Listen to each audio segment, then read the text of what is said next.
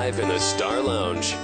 We're here at Star 98.7. I'm Richard Blade in the Star Lounge with the lovely Jewel, who's already played 2 songs, and she has a brand new album out, Goodbye Alice in Wonderland, and you can check out the video of this online at star987.com. Jewel, you keep coming up with these great phrases when you're talking about, I have so many things to worry about. I'm looking at you, and the audience is looking at you and thinking, wow, she sold, how many, 21 million albums? Did you 27, say? not 20. 27, not that you're counting.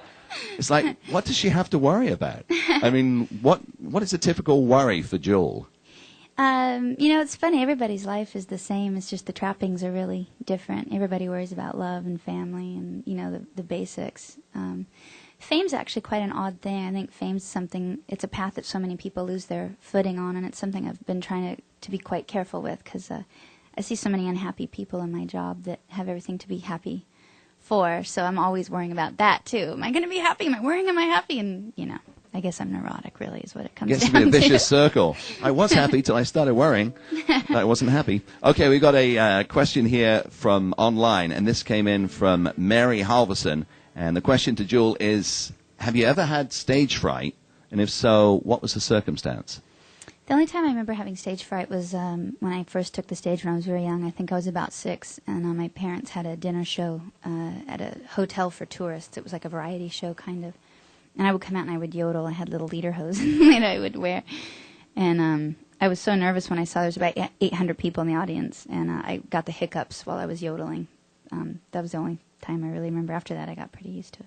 I was talking with James Blunt in the Star Lounge, and he said the only time he gets nervous is at a small gig like this. He can play Coachella for 20,000 people, and it's a lot easier. But when you can see the whites of everyone's eyes, he said that's the scary moment. As long as everybody smells good, it's not bad. And you do. And I just want to say thank you to Mary for that question, and we're going to give you 20 free downloads from the star987.com website for that. Now, any questions from the audience here at the Star Lounge? I know we have one guy back here wanted to ask a question. Hi, what's your name? Larry. Hi, Joel. Hi. I'm just curious if there was ever a time that, like, a light bulb went off in your head of simplicity, like a D and a G chord, is really what most people can relate to and sing along to. It's interesting. I took sculpture when I was in high school. I went to an art school, and it was something that actually helped me with my songwriting more than anything. Because with sculpture, you're dealing with abstract sculpture. You're just dealing with shape, and there's something about a circle that's very primordial or square. It's something that we all relate to in some level. We have a relationship to a shape, but it's kind of indefinable. And I really think that the best melodies are very simple geometric patterns. They always are in a line that go up or down. They're a diagonal, a stair step, a triangle, da da da da da da da. Really recognizable, clear shapes, geometric shapes, and I tend to keep that in mind loosely when I'm writing a song. I think that the melodies need to be very clean and clear. You're very eloquent, as well as being a great singer and songwriter. You're very eloquent when you speak. Do you get that from your mother? Because I hear that she's a motivational speaker. Oh, I don't know, really, actually. I think just when you write, it causes you to be careful what you're saying. Now, when are you going to be out on the road touring next? Rob Thomas and I are actually going to go out together. We're going to split the bill, and we start May 23rd, and we'll go all around the country. On your birthday, is that going to be a special night for you? I guess so. We'll see. It'll be my first show, so as long as I don't come suck, and bring it'll a be a birthday special cake night. and we'll sing happy birthday to each other? In Florida. Come on out. Okay, I love Florida. And how long is the tour going to be? It's a 7-week tour. Now, what is it like for you to leave home and leave the boyfriend behind? Are you worrying? Oh, no, I don't get worried. It's just, it's a bit hard. I like being around him more than I like being away from him. So he also travels a lot as well. So we work it out, though. We don't usually go over more a week or so than seeing each other. He'll come out on the road, basically, is what's going to happen a lot. Well, that's good.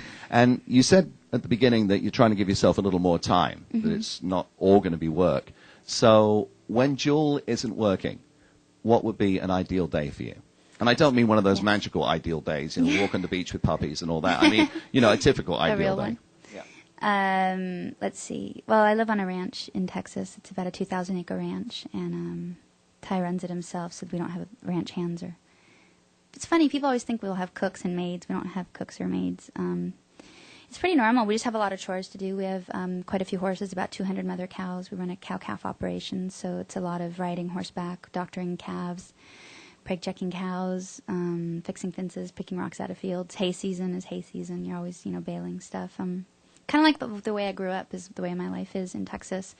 It's kind of funny, I go from like a really kind of normal ranch life the way I was raised, and then all of a sudden I get popped out, and you'll go to something like this, and it seems, it's kind of fun, and it's a good giggle, and then you get plopped back on your ranch. Yeah, because for 7 or 8 weeks now, when you're on the promotional schedule, I mean, you've got the car taking you around, you've got the record company reps, sorry, Tim, sitting over there with the earpiece in going, okay, we've got 15 minutes before she does CD USA, and then we're off to here.